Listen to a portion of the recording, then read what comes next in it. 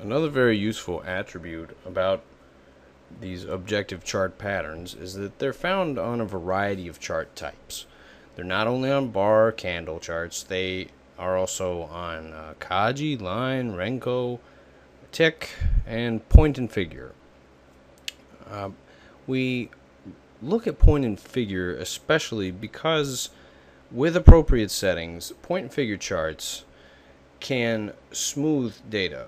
Technicians believe that this would help reveal the price fluctuations that mattered. Point and figure charts have a long and rich history in Western technical analysis, and we feel that combining them with objective chart patterns is an approach that's definitely worth looking into. As an example, this is Euro USD. This is a 1 pip, 3 pip reversal chart, so fairly highly sensitive type of point and figure chart. We're not really filtering very much here. In this example, you can see a W5 that occurred 20th of June of 2012. So what we can see is the use of a double bottom sell signal on a point and figure chart in conjunction with a W5. That is an entry approach that worked very well in this case. You can see that the W5 would begin plotting about right here, and the first double bottom sell signal, the point and figure chart double bottom, would have occurred here, and the stop loss could be placed beyond the D by some measure, or you could have some sort of volatility stop or some number of points or percent, whatever you use to determine your stop loss placement that your testing shows you is effective.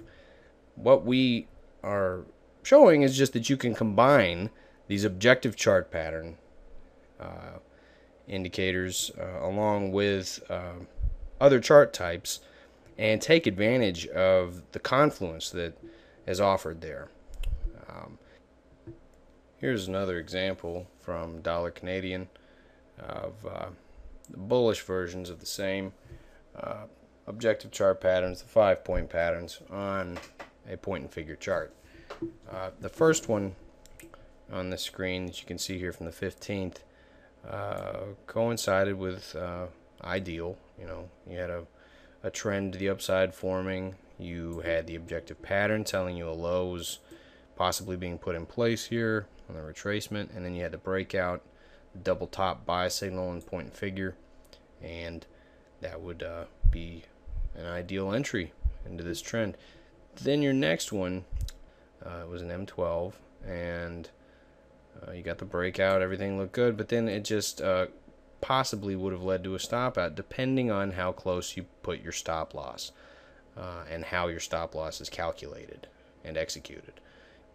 Basically had a movement of, was about 15 pips. If your stop loss was less than 15 pips, you would have been stopped out here.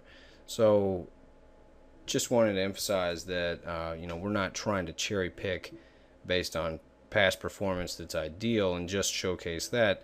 There are stop outs with all systems that I'm aware of, and these patterns are trading tools that much of the time do indicate tradable price lows in an uptrend or highs to sell short against in a downtrend. They're very effective trading tools. However, they're not perfect, and risk control still is paramount in all this. So, and here again, you have an M12 that if your stop loss was anything less than 25 pips now, you would have been stopped out. So